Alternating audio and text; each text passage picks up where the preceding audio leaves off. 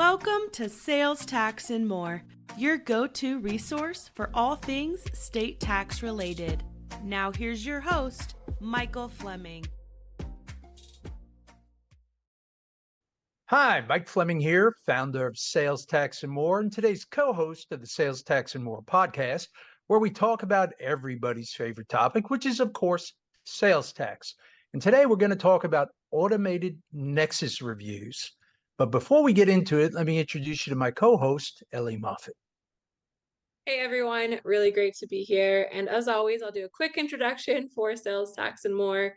We are a full service consulting and solutions firm, and we have a really great team here of experienced tax professionals who are very dedicated to fulfilling your state tax and related needs. So we do a lot of sales tax returns, sales tax registrations, consultations, research, and like our name states, more. So if you like what you hear today, if you like our podcast, please like and subscribe. It helps us greatly. So Mike, let's just jump right in.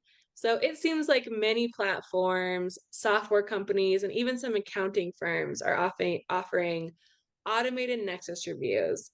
Many are even free. Are these good deals? Well, what's my favorite answer when it comes to sales tax? I'm going to take a stab in the dark and say it depends. Right. So in this case, what it depends on is your definition of a good deal. There are some benefits of these programs and there are some negatives to these programs. And one of the big benefits is that it keeps Nexus front of mind. And they can act as red flags, hey, I've got to take some sort of action. And that action should not always be run out and get registered. The action should be, let me do some further investigating. So as red flags, as keeping the topic of Nexus front of mind and reminding us that as things change, we need to get registered, they're a great deal, especially when they're free.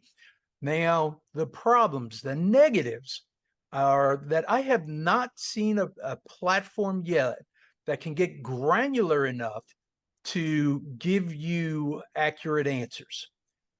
Sometimes maybe the software can be granular enough, but because of the way we do our data, for example, maybe it's Shopify. Shopify has a system on there that tells you when you cross Nexus, but you're only running your taxable sales through there. Your marketplace sales, they're going through Amazon. Why run them through, Shopify? So not all your sales are being included. And when you're looking at the different states, some states include sales through a marketplace. Some states include sales for resales. Some states include exempt sales. Some states will include exempt sales except for sales for resales. So each state looks at it a little bit different. So many of the platforms out there, they just can't get granular enough to give you the correct answers. And sometimes it's a limitation of what we're doing. Sometimes we're not having all of our data in there. And we think that it doesn't matter. But when it comes to Nexus, it really does matter. Now, here's the biggest problem when it comes to utilizing one of these platforms if they're not being granular enough. You get registered in too many states because it's just looking at the raw data. How many transactions do you have and how much revenue do you have? It's not looking at where that revenue is coming from.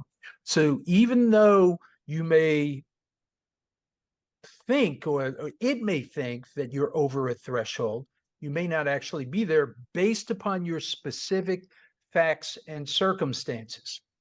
So it all depends on your definition of a good deal as to whether these are good deals or not. I think they are great tools to alert you to possible scenarios and situations, and as a reminder that, hey, I got to stay on top of this stuff. But for those who are just utilizing them without doing any additional work, 9 times out of 10, you're going to be getting registered in too many states. And that 10th time, you're not getting registered in enough states because you're not putting enough detail in there. So how could someone how could someone avoid this, or what would be an alternative route that they could look for? Well, let's start with how to avoid this. We said they're great red flags. So let's pick on Shopify again. If it's telling you you need to register in 20 some odd states, then the next logical step is to look at your own individual fact pattern. Now, we've got a free resource up on our website. It's a chart, and it's going to tell you what's included in each state. Do you include sales for resale? Do you exclude them? Do you exclude exempt sales? Do you exclude sales for resale? So you can go state by state and break up your sales to see if you actually have to get registered. And I'll tell you, this is a big deal. We have many companies come to us and say, Mike, I need to get registered in 20 states. And I say, how come? Well, Shopify's telling me. Well, let's review it. And when we review it, I make a recommendation to get registered in 3 or 4 states. Those are the ones based on their specific fact patterns to actually merit or require registration. So that's one thing you can do. This free resource is a chart we keep updated. We just updated it in July when North Carolina eliminated their 200 transaction threshold. So that's a great resource. So that's one way that you can avoid getting registered in too many states, and do it when the platform or the software is telling you that you should get registered.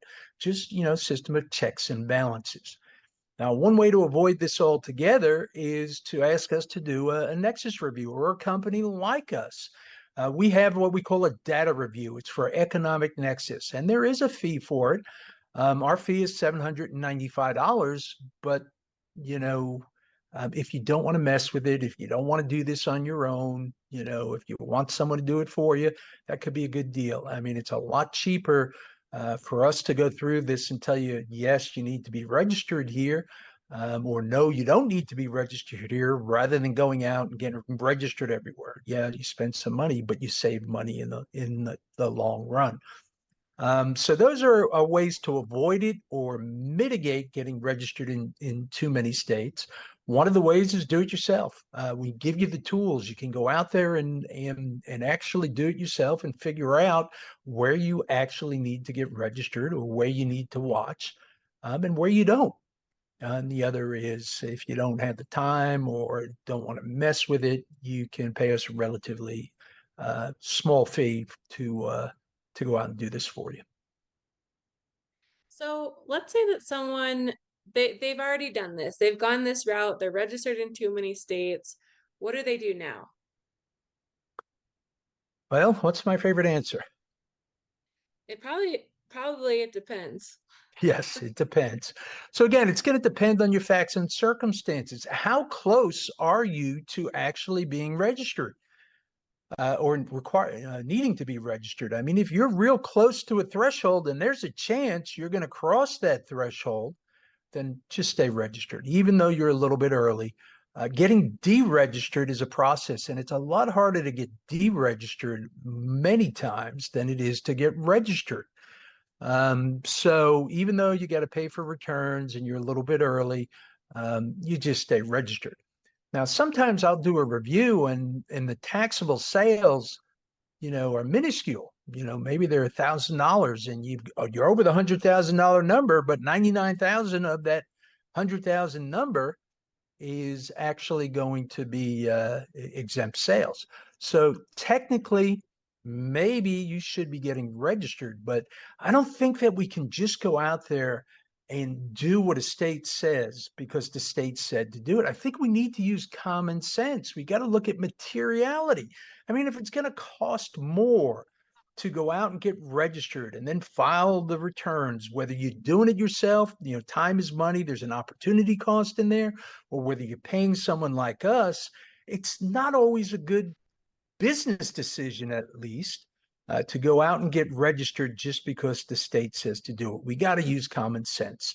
On a $1,000 example there, at an 8% sales tax rate, you're talking about $80 in tax. And even if you double that number with penalties and interest, you're looking at $160.